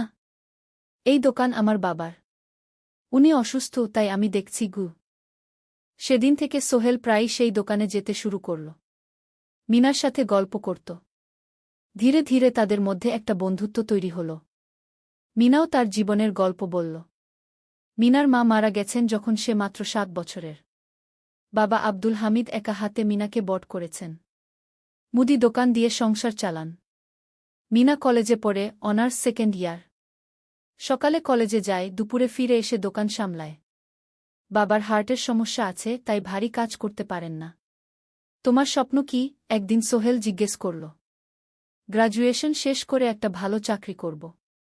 তারপর বাবাকে ভালো চিকিৎসা করাব। তুমি? আমিও চাকরি করে পরিবারকে ভালোভাবে দেখভাল করতে চাই।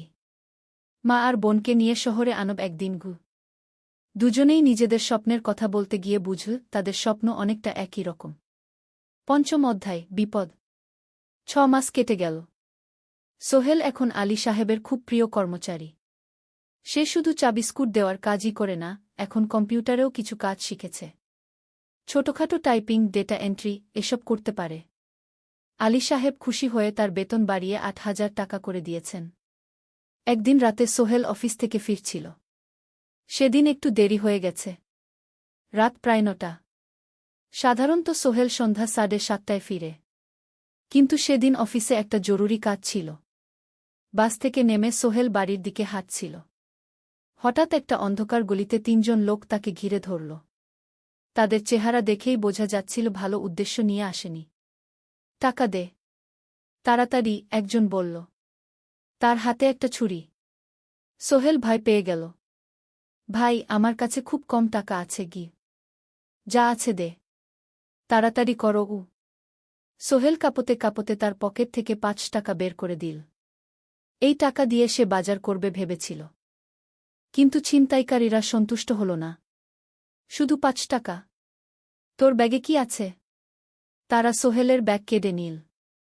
ব্যাগে ছিল তার মোবাইল, কম্পিউটার ট্রেনিং সেন্টারের সার্টিফিকেট আর কিছু গুরুত্বপূর্ণ কাগজপত্র। না ভাই, ব্যাগটা ফেরত দেন।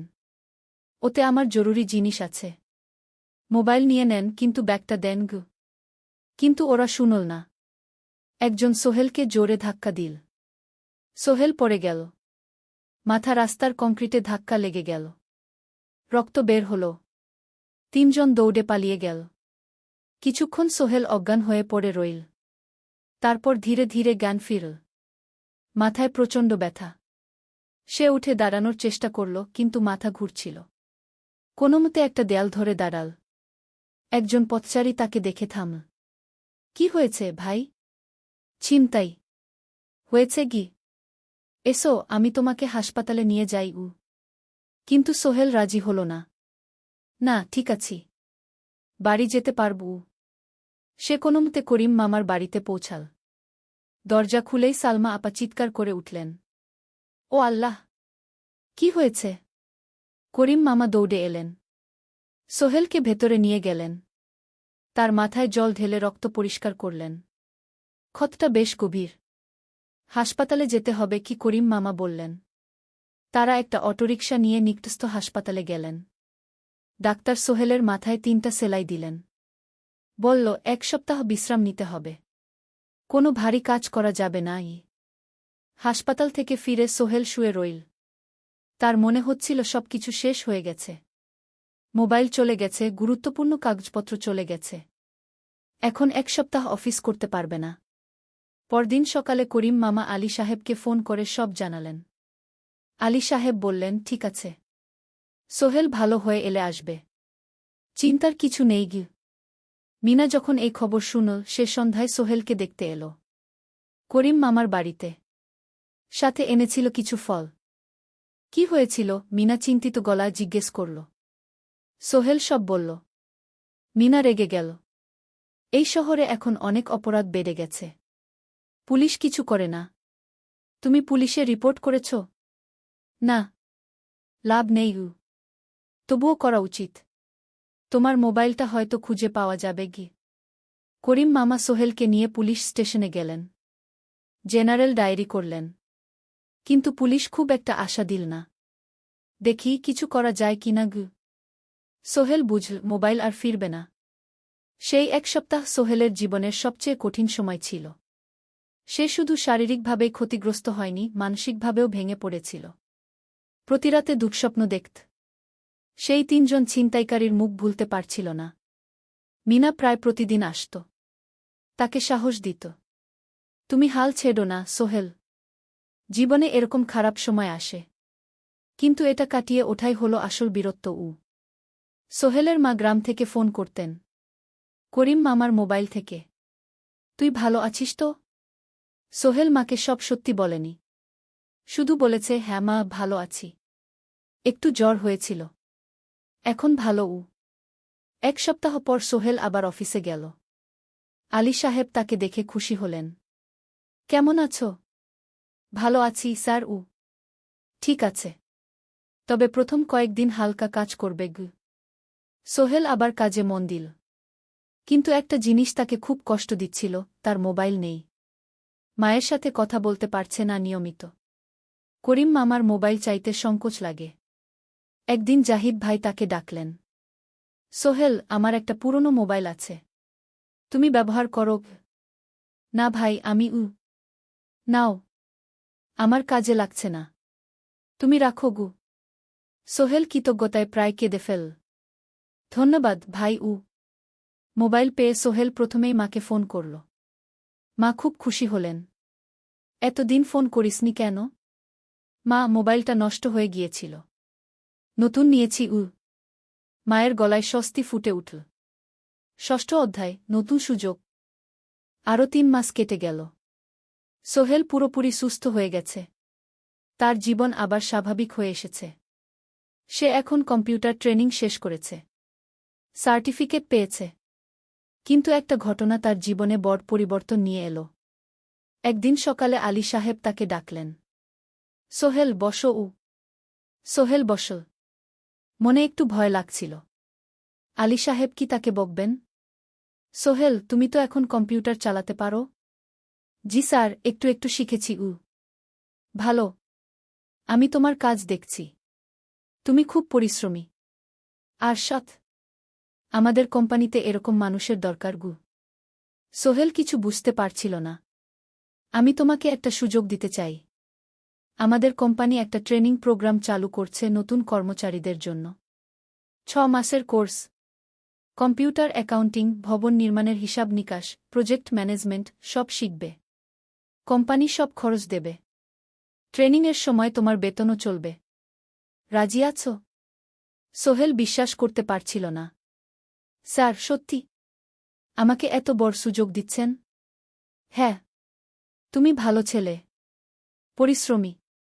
আমি তোমাকে এগিয়ে দিতে চাই। ভবিষ্যতে তুমি এই কোম্পানির একজন গুরুত্বপূর্ণ কর্মচারী হবে। সোহেল কৃতজ্ঞতায় প্রায় কেঁদে ফেল। ধন্যবাদ স্যার। আমি কঠোর পরিশ্রম করব। আমি জানি। সেদিন সন্ধ্যায় সোহেল মিনার দোকানে গেল। মিনাকে খবরটা দিল। মিনা খুব খুশি হল। তার চোখে জল এসে গেল।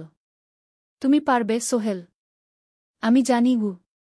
সোহেল তার মা আর বোনকেও ফোন করে খবরটা দিল। মা কাঁদতে লাগলেন। তোর বাবা বেঁচে থাকলে কত খুশি হতো। ট্রেনিং শুরু হলো পরের মাস থেকে। প্রতিদিন সকালে 3 ঘন্টা ক্লাস, তারপর বাকি সময় অফিসের কাজ। ক্লাসে 5 জন নতুন কর্মচারী। সবাই তরুণ, উৎসাহী। শিক্ষক ছিলেন একজন অভিজ্ঞ ইঞ্জিনিয়ার। নাম রহিম স্যার। তিনি খুব ভালোভাবে সব কিছু বুঝাতেন। কম্পিউটার অ্যাকাউন্টিং, এক্সেলে জটিল ক্যালকুলেশন, প্রজেক্টের বাজেট তৈরি, সময় ব্যবস্থাপনা সব। সোহেল পুরো মনোযোগ দিয়ে শিখতে লাগল। সন্ধ্যায় বাড়ি ফিরে প্র্যাকটিস করত। করিম মামার ছেলের কাছ থেকে একটা ল্যাপটপ ধার নিত কখনো কখনো। 6 মাস পরে ট্রেনিং শেষ হল। সবাই সার্টিফিকেট পেল। আলী সাহেব একটা অনুষ্ঠান করলেন। সোহেল সেরা পারফর্মার হিসেবে একটা বিশেষ পুরস্কার পেল, 5,000 টাকা বোনাস। আলী সাহেব ঘোষণা করলেন, সোহেল, আজ থেকে তুমি আমাদের জুনিয়র অ্যাকাউন্ট অ্যাসিস্ট্যান্ট। তোমার বেতন 15,000 টাকা। সোহেল অবাক হয়ে গেল। 8,000 থেকে 15,000, প্রায় দ্বিগুণ। সেদিন রাতে সোহেল ঘুমাতেই পারল না। খুশিতে, উত্তেজনায় তার চোখে ঘুম নেই। সে ভাবল তার জীবন কিভাবে বদলে যাচ্ছে। 2 বছর আগে যে রিকশা চালাত, আজ সে একটা নামকরা কোম্পানির অ্যাকাউন্ট অ্যাসিস্ট্যান্ট। 7ম অধ্যায়, প্রেম ও প্রস্তাব। 1.5 বছর হয়ে গেল সোহেলের চট্টগ্রাম আসার। সে এখন একজন সফল যুবক। তার মা গ্রামে খুব খুশি। প্রতি মাসে সোহেল 10,000 টাকা পাঠায়। ছোট বোন ঋতু এখন কলেজে ভর্তি হয়েছে সোহেলের পাঠানো টাকায়। মায়ের চিকিৎসাও ভালোভাবে হচ্ছে। মিনার সাথে সোহেলের সম্পর্ক এখন আর শুধু বন্ধুত্ব নয়। দুজন দুজনকে ভালোবাসে। কিন্তু কেউ কাউকে সরাসরি বলার সাহস পায়নি। প্রতিদিন দেখা হয়, গল্প হয়, কিন্তু সেই একটা কথা বলা হয়ে ওঠে না। একদিন শুক্রবার ছুটির দিন। সোহেল মিনাকে বলল, আজ কি একটু ঘুরতে যাবে? কোথায়? পতেঙ্গা বিচ। তুমি কি কখনো গেছ? না। কিন্তু আমার দোকান। শুক্রবার। তোমার বাবা সামলাবে। মিনা রাজি হয়ে গেল। দুপুরে দুজনে বাস নিয়ে পতেঙ্গা গেল। সমুদ্র দেখে মিনা অবাক হয়ে গেল। কি সুন্দর। দুজনে বালিতে বসল। ঢেউয়ের শব্দ শুনতে শুনতে গল্প করছিল। হঠাৎ সোহেল বলল, মিনা, তোমার সাথে কিছু বলার ছিল। বলো। সোহেল একটা লম্বা শ্বাস নিল। তুমি জানো, আমি তোমাকে ভালোবাসি। মিনা হাসল। তার চোখ ভিজে গেল। জানি। আমিও তোমাকে ভালোবাসি সোহেল। সোহেল অবাক হয়ে গেল। সত্যি? হ্যাঁ। অনেকদিন ধরেই জানি। তুমি আমার জীবনে এসে সব কিছু বদলে দিয়েছ। তোমার সাথে থাকলে আমার মনে হয় আমি যে কোনো কিছু করতে পারব। দুজনে কিছুক্ষণ চুপ করে বসে রইল। সমুদ্রের ঢেউ এসে পায়ে লাগছিল। সূর্য পশ্চিমে ঢলে পড়ছে। আকাশ লালকুমলা হয়ে গেছে। কিন্তু আমার বাবার সাথে কথা বলতে হবে কি? মিনা বলল। আমি তৈরি। যখন বলবে তখন বলব। পরের সপ্তাহে সোহেল মিনার বাবার সাথে কথা বলল। আব্দুল হামিদ সাহেব প্রথমে একটু দ্বিধা করলেন। তুমি কোনো পরিবারের ছেলে? তোমার বাবা কি করতেন? সোহেল সব সত্যি বলল। তার বাবা ছিলেন স্কুল শিক্ষক। মারা গেছেন 10 বছর আগে। মা গ্রামে থাকেন। ছোট বোন কলেজে পড়ে। তুমি নিজে কি করো? আমি আলামিন কনস্ট্রাকশন কোম্পানিতে জুনিয়র অ্যাকাউন্ট অ্যাসিস্ট্যান্ট। মাসে 15,000 টাকা বেতন। আব্দুল হামিদ সাহেব ভাবলেন। তারপর বললেন, দেখো, মিনা আমার একমাত্র সন্তান। তার মা নেই। আমি একা তাকে বড় করেছি। আমি চাই মিনা একজন ভালো ছেলের সাথে বিয়ে হোক। তুমি দেখতে ভালো ছেলে মনে হচ্ছে। কিন্তু আমাকে তোমার মায়ের সাথে দেখা করতে হবে। তোমার পরিবারকে জানতে হবে। জি আঙ্কেল, আমি ব্যবস্থা করছি। সোহেল খুশিতে আটখানা। সে সেদিন রাতেই তার মাকে ফোন করল। মাকে সব বলল। মা প্রথমে অবাক হলেন। তারপর খুশি হলেন। মিনা মেয়েটা কেমন? খুব ভালো মা। তুমি দেখলে পছন্দ করবে। ঠিক আছে। আমি আর ঋতু আসছি চট্টগ্রাম। 2 সপ্তাহ পর সোহেলের মা আর বোন চট্টগ্রাম এলো। সোহেল তাদের নিয়ে মিনার বাড়িতে গেল। 2 পরিবার একসাথে বসল। মিনার বাবা সোহেলের মাকে দেখে খুশি হলেন। সোহেলের মা সহজ সরল ভদ্রমহিলা। আপনার ছেলে খুব ভালো।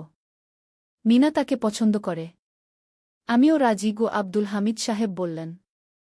আমার সোহেল সৎ ছেলে। মিনাকে খুব ভালোবাসে। আমি জানি ও মিনাকে সুখে রাখবে। কি সোহেলের মা বললেন। বিয়ের তারিখ ঠিক হল 3 মাস পর। এই 3 মাসে সোহেল যথেষ্ট টাকা জমাবে। বিয়ে হবে সাদামাটা কিন্তু সুন্দর। 8ম অধ্যায়, নতুন পথ। 3 মাস কেটে গেল দ্রুত। সোহেল প্রতিদিন কঠোর পরিশ্রম করছিল। অফিসে তার কাজের প্রশংসা হচ্ছে। আলী সাহেব তাকে এখন ছোটখাটো প্রজেক্টের হিসাব দেখতে দিচ্ছেন। সোহেল তার সঞ্চিত টাকা দিয়ে বিয়ের আয়োজন করল। বিয়ে হল মিনার বাড়ির কাছের একটা কমিউনিটি সেন্টারে। খুব বেশি লোক আসেনি। 2 পরিবারের আত্মীয় স্বজন আর অফিসের কয়েকজন সহকর্মী। কিন্তু অনুষ্ঠান ছিল খুব সুন্দর। সোহেল যখন মিনাকে বিয়ের পোশাকে দেখল, তার মনে হল পৃথিবীর সবচেয়ে সুন্দর মেয়ে সে। লাল শাড়ি পরা, মুখে হালকা মেকআপ, কিন্তু তার স্বাভাবিক সৌন্দর্য ছিল আসল। বিয়ের পর সোহেল একটা ছোট্ট ফ্ল্যাট ভাড়া নিল। 2 রুমের ফ্ল্যাট, মাসে ভাড়া 5,000 টাকা। মিনা এখনও তার পড়াশোনা চালিয়ে যাচ্ছে। আরও 1 বছর বাকি গ্র্যাজুয়েশন শেষ হতে। সোহেলের মা আর বোন গ্রামে ফিরে গেল। মা বলে গেলেন, সোহেল, মিনাকে ভালো রাখিস। মেয়েরা অনেক ত্যাগ করে সংসার করতে। জানি মা। নতুন জীবন শুরু হল। সোহেল সকালে অফিসে যায়, সন্ধ্যায় ফেরে। মিনা সকালে কলেজে যায়, দুপুরে ফিরে রান্না করে, ঘর গোছায়। সন্ধ্যায় দুজনে একসাথে বসে পড়াশোনা করে, গল্প করে, টিভি দেখে। জীবন সুন্দর ছিল। কিন্তু চ্যালেঞ্জও ছিল। মাসিক খরচ, ভাড়া 5,000, বাজার 3,000, বিদ্যুৎ গ্যাস 1,000, মায়ের জন্য 5,000, মিনার কলেজের খরচ 1,200। মোট প্রায় 14,000 টাকা। বাঁচত মাত্র 1,000 খানেক। কিন্তু সোহেল হাল ছাড়ল না। সে সন্ধ্যায় একটা কম্পিউটার ট্রেনিং সেন্টারে পার্ট টাইম পড়ানো শুরু করল। সপ্তাহে 3 দিন 2 ঘন্টা করে। এতে মাসে আরও 3,000 টাকা আসতে লাগল। মিনাও বসে থাকল না। সে বাড়িতে বসে কয়েকজন স্কুলের ছাত্রছাত্রীকে টিউশন পড়াতে শুরু করল। মাসে 2,000 টাকা আয়। এভাবে কেটে গেল 6 মাস। দুজন মিলে পরিবার চালাচ্ছে, স্বপ্ন দেখছে। একদিন সোহেল বলল, মিনা, আমি একটা নতুন স্বপ্ন দেখছি। কি? আমি নিজে একটা ছোট্ট কনস্ট্রাকশন কোম্পানি খুলতে চাই। ছোট ছোট প্রজেক্ট নেব। বাড়ি মেরামত, ছোট বিল্ডিং বানানো, এসব। তোমার কি যথেষ্ট অভিজ্ঞতা আছে? আছে। আমি 2 বছর ধরে এই কাজের সাথে জড়িত। অনেক কিছু শিখেছি। আর আলী সাহেবও আমাকে সাহায্য করবেন। কিন্তু টাকা কোথায়? কোম্পানি খুলতে তো অনেক টাকা লাগবে। আমি জমাচ্ছি। আরও 1 বছর কাজ করব। তারপর চেষ্টা করব। মিনা তাকে সমর্থন দিল।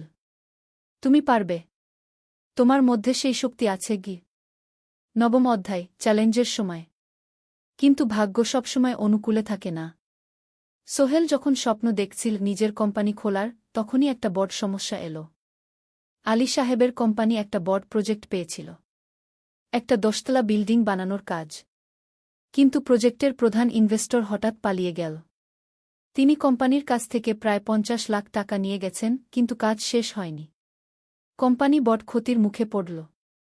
আলী সাহেব অনেক কর্মচারীকে ছাঁটাই করতে বাধ্য হলেন। প্রায় 10 জনকে চাকরি থেকে বাদ দিলেন। বাকিদের বেতন কমাতে হল। সোহেলকে আলী সাহেব ডেকে বললেন, সোহেল, আমি তোমাকে রাখতে চাই। তুমি বিশ্বস্ত কর্মচারী। কিন্তু তোমার বেতন কমাতে হবে। 15,000 থেকে 10,000 সোহেল মনে মনে চিন্তায় পড়ে গেল। 10,000 টাকায় সংসার চলবে কিভাবে? মায়ের খরচ, ভাড়া, বাজার সব মিলিয়ে তো 14,000 টাকা লাগে। কিন্তু সে কিছু বলল না। ঠিক আছে স্যার। বাড়ি ফিরে সোহেল মিনাকে সব বলল। মিনা চিন্তিত হয়ে গেল। এখন কি হবে? চিন্তা করো না। আমি পার্ট টাইম টিউশনির সময় বাড়াব। আর তুমিও বেশি করে টিউশন নাও। কিন্তু আমার তো পড়াশোনাও আছে গি। জানি। কিন্তু এখন এটাই করতে হবে গু। সোহেল সন্ধ্যায় আরও 2টো জায়গায় পার্ট টাইম কাজ খুঁজল। একটা দোকানে সন্ধ্যায় হিসাব দেখার কাজ পেল। মাসে 2,000 টাকা। আরেকটা জায়গায় সপ্তাহান্তে কম্পিউটার রিপেয়ারের কাজ পেল। মাসে 1,500 টাকা।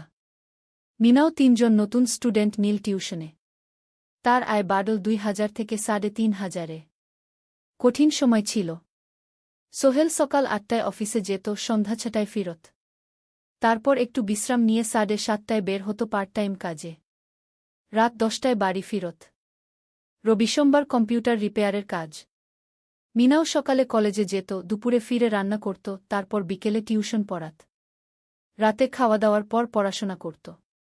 দুজনেরই শরীর খারাপ হতে শুরু করল। সোহেল একদিন অফিসে অজ্ঞান হয়ে পড়ে গেল। ডাক্তার দেখাতে নিয়ে গেল। ডাক্তার বলল, অতিরিক্ত পরিশ্রম। শরীরে পুষ্টির অভাব। ঠিকমতো খাচ্ছেন না মনে হচ্ছে গি। সত্যি কথা, খরচ বাঁচাতে সোহেল আর মিনা অনেক সময় কম খেত। মাংস মাছ কিনত সপ্তাহে একদিন। বাকি সময় শাকসবজি, ডাল। মিনা সোহেলকে বলল, আর নয় সোহেল। তুমি এভাবে নিজেকে শেষ করে ফেলছ। আমার পড়াশোনা বন্ধ করে দিই। আমি ফুল টাইম চাকরি করি গি। না, সোহেল জোর দিয়ে বলল। তোমার পড়াশোনা বন্ধ হবে না। আরও মাত্র 6 মাস বাকি। তুমি গ্রাজুয়েট হবেই গি। কিন্তু তুমি আমি ঠিক হয়ে যাব। চিন্তা করো না গে। কিন্তু পরিস্থিতি আরও খারাপ হলো যখন সোহেলের মায়ের অসুখ হল। হার্টের সমস্যা। হাসপাতালে ভর্তি করতে হল। খরচ 50,000 টাকা। সোহেলের হাতে এত টাকা কোথায়? সে করিম মামার কাছে ধার চাইল। করিম মামা 20,000 টাকা দিলেন। বাকি 30,000 টাকা সোহেল একটা এনজিও থেকে ঋণ নিল। সুদের হার মাসে 2%। মায়ের চিকিৎসা হল। তিনি সুস্থ হয়ে গেলেন। কিন্তু সোহেল এখন ঋণের বোঝায় পড়ে গেল। প্রতি মাসে 3,000 টাকা করে কিস্তি দিতে হবে। সেই রাতে সোহেল আর মিনা বিছানায় শুয়ে কথা বলছিল। সোহেল বলল, মিনা, আমি মনে হয় ভুল করেছি। শহরে এসে বিয়ে করে তোমাকে কষ্টে ফেলেছি গু। মিনা তার হাত ধরল। না সোহেল, তুমি ভুল করনি। জীবনে এরকম খারাপ সময় আসে। কিন্তু এটা কাটিয়ে ওঠাই হলো আসল শক্তি। আমরা একসাথে আছি। একসাথে থাকব। সব কিছু ঠিক হয়ে যাবে। মিনার কথায় সোহেল একটু সাহস পেল। হ্যাঁ, হাল ছাড়া যাবে না। 10ম অধ্যায়, আলোর দিকে। 3 মাস পরে পরিস্থিতি একটু ভালো হতে শুরু করল। আলী সাহেবের কোম্পানি একটা নতুন প্রজেক্ট পেল। একটা স্কুল বিল্ডিং বানানোর কাজ। কোম্পানি আবার স্থিতিশীল হতে শুরু করল। আলী সাহেব সোহেলকে ডেকে বললেন, সোহেল, আমি তোমার কঠোর পরিশ্রম দেখেছি। খারাপ সময়েও তুমি কোম্পানি ছেড়ে যাওনি। আমি কৃতজ্ঞ। আজ থেকে তোমার বেতন আবার 15,000 টাকা গু। সোহেল খুশি হয়ে গেল। ধন্যবাদ স্যার। মিনাও গ্রাজুয়েশন শেষ করল। ভালো ফলাফল করল। সে এখন চাকরি খুঁজছে। একদিন মিনা একটা প্রাইভেট স্কুলে শিক্ষিকার ইন্টারভিউ দিতে গেল। ইন্টারভিউ ভালো হল। তাকে নিযোগ দেওয়া হল। বেতন 12,000 টাকা। সেদিন সন্ধ্যায় দুজনে মিলে একটা ছোট্ট পার্টি করল। একটা বিরিয়ানি কিনল, কোমল পানীয় কিনল। দুজনে মিলে খেল। আমরা পেরেছি সোহেল, মিনা বলল। হ্যাঁ, আমরা পেরেছি গু। এখন দুজনের মিলিয়ে আয় 27,000 টাকা। খরচ চালানোর পর প্রায় 10,000 টাকা বাঁচে। সোহেল এই টাকা দিয়ে লোন শোধ করতে শুরু করল। পার্ট টাইম কাজগুলো ছেড়ে দিল। শরীরের যত্ন নেওয়া শুরু করল। আরও 6 মাস পরে সোহেলের কাছে একটা বড় সুযোগ এল। আলী সাহেব একদিন তাকে ডাকলেন। সোহেল, তুমি কি নিজের ব্যবসা করতে চাও? স্যার, আমি তোমাকে একটা ছোট্ট প্রজেক্ট দিতে চাই। একটা 3 তলা বিল্ডিংয়ের কনস্ট্রাকশন। তুমি ম্যানেজ করবে, আমি শুধু সুপারভাইজ করব। লাভের 50% তোমার গু। সোহেল ভাবল, এটা একটা বড় সুযোগ, কিন্তু ঝুঁকিও আছে। যদি কাজটা ভালোভাবে না হয়? স্যার, আমি চেষ্টা করব, কিন্তু যদি ভুল হয়? ভুল হবে না, আমি তোমার উপর বিশ্বাস রাখছি, তুমি পারবে গু। সোহেল রাজি হয়ে গেল। এই প্রজেক্ট তার জীবনে টার্নিং পয়েন্ট হতে পারে। 11 অধ্যায়, স্বপ্ন পূরণের পথে। পরের 6 মাস সোহেল খুব কঠোর পরিশ্রম করল। প্রজেক্টটা ম্যানেজ করা সহজ ছিল না। শ্রমিক নিযোগ, ম্যাটেরিয়াল কেনা, কাজের তদারকি, সময়মতো কাজ শেষ করা, সব দায়িত্ব তার। প্রথম 2 মাস খুব চাপের মধ্যে গেল। একদিন একজন শ্রমিক কাজ করতে গিয়ে আহত হল। সোহেল তাকে হাসপাতালে নিয়ে গেল, তার চিকিৎসার খরচ দিল। এতে প্রজেক্টের বাজেট একটু বাড়ল, কিন্তু সোহেল জানত এটা করা দরকার। আরেকদিন ভুল ম্যাটেরিয়াল ডেলিভারি হল। সোহেল সেগুলো ফেরত পাঠাল, সঠিক জিনিস আনাল। এতে 3 দিন দেরি হল, কিন্তু কাজের মান ঠিক রইল। মিনা তাকে সবসময় সাপোর্ট করছিল। সে এখন চাকরিতে স্থিতিশীল। স্কুলের বাচ্চারা তাকে পছন্দ করে। প্রিন্সিপাল তার কাজে খুশি। প্রজেক্ট শেষ হল 6 মাসে। সময়মতো, বাজেটের মধ্যে। বিল্ডিংয়ের মালিক খুব খুশি হলেন। তিনি আলী সাহেবকে ধন্যবাদ দিলেন। আলী সাহেব বললেন, ধন্যবাদ আমাকে না, এই ছেলেকে দিন। সোহেল পুরো প্রজেক্ট ম্যানেজ করেছে গু। প্রজেক্ট থেকে মোট লাভ হল 3 লাখ টাকা। সোহেল পেল 1.5 লাখ টাকা। তার জীবনে এত টাকা এই প্রথম। সে করিম মামার ঋণ শোধ করল। এনজিওর বাকি ঋণ শোধ করল। তারপর তার মাকে 50,000 টাকা পাঠাল। মা দিয়ে গ্রামের বাড়িটা একটু মেরামত করাল, বোন ঋতুর জন্য একটা ল্যাপটপ কিনল। বাকি টাকা দিয়ে সোহেল একটা ব্যাংক অ্যাকাউন্টে জমা রাখল ভবিষ্যতের জন্য। আলী সাহেব সোহেলকে আরও 2টো প্রজেক্ট দিলেন। এবার একটু বড়। সোহেল আত্মবিশ্বাসের সাথে সেগুলোও শেষ করল। 2 বছর পরে সোহেল সিদ্ধান্ত নিল, এবার নিজের কোম্পানি খোলার সময় এসেছে। 10 অধ্যায়, নতুন শুরু। সোহেল তার সব জমানো টাকা দিয়ে একটা ছোট্ট অফিস ভাড়া নিল। 2 রুমের অফিস। একটা রুমে কাজের জায়গা, আরেকটায় ছোট্ট মিটিং রুম। অফিসের সামনে একটা বোর্ড লাগাল, Sohel construction and development. Meena তাকে সাহায্য করছিল। সে অফিসের অ্যাকাউন্টস দেখত সন্ধ্যায় স্কুল থেকে ফিরে। দুজন মিলে একটা টিম। প্রথমে ছোট ছোট কাজ নিল। বাড়ি মেরামত, দোকান সংস্কার, ছোট বিল্ডিং কনস্ট্রাকশন। কাজের মান ভালো রাখার চেষ্টা করল। সময়মতো শেষ করল। দাম ন্যায্য রাখল। ধীরে ধীরে সোহেলের সুনাম ছড়িয়ে পড়ল। মানুষ তাকে বিশ্বাস করত। তার কাছে নতুন নতুন কাজ আসতে লাগল। প্রথম বছর খুব কষ্ট হল। কখনো লাভ হতো, কখনো লস। কিন্তু সোহেল থেমে থাকল না। সে শিখতে লাগল ব্যবসা কিভাবে চালাতে হয়। দ্বিতীয় বছরে পরিস্থিতি ভালো হল। সোহেল এখন 3 জন স্থায়ী কর্মচারী নিযোগ দিল। একজন ইঞ্জিনিয়ার, একজন সুপারভাইজার, একজন অফিস সহায়ক। তৃতীয় বছরে একটা বড় প্রজেক্ট পেল। একটা স্কুল বিল্ডিং বানানোর কাজ। 5 তলা বিল্ডিং। সোহেল পুরো মনোযোগ দিয়ে কাজটা করল। শ্রমিকদের ভালো বেতন দিল, ভালো ম্যাটেরিয়াল ব্যবহার করল, সময়মতো কাজ শেষ করল। স্কুল কর্তৃপক্ষ খুব খুশি হল। তারা সোহেলের কাজের প্রশংসা করল। এই প্রজেক্ট থেকে সোহেল প্রায় 5 লাখ টাকা লাভ করল। এই টাকা দিয়ে সে আরও ভালো একটা অফিস নিল। আরও কর্মচারী নিযোগ দিল। এখন তার কোম্পানিতে 10 জন স্থায়ী কর্মচারী। প্রজেক্ট অনুযায়ী আরও শ্রমিক নিযোগ দেওয়া হয়। 13 অধ্যায়, পরিবার। এদিকে সোহেল আর মিনার সংসারেও খুশির খবর এল। মিনা গর্ভবতী। 9 মাস পর তাদের একটা মেয়ে হল। নাম রাখল সারা। সারা যখন জন্মাল, সোহেলের মা আর বোন চট্টগ্রামে এল। মা 1 মাস থেকে গেলেন।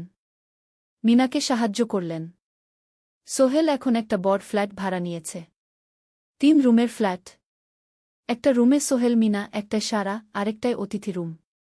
মায়ের জন্য সোহেল সিদ্ধান্ত নিল তাকে চট্টগ্রামে নিয়ে আসবে। গ্রামে একা থাকা ঠিক না। কিন্তু মা রাজি হলেন না। না বাবা, আমি গ্রামেই থাকব। এখানে আমার পরিচিত মানুষ আছে। তোর বোনকে নিয়ে যা। ও ঢাকায় পড়ছে, চট্টগ্রামে এনে ভালো কোথাও ভর্তি করিয়ে দেগি। সোহেল তাই করল। ঋতুকে চট্টগ্রাম বিশ্ববিদ্যালয়ে ভর্তি করিয়ে দিল।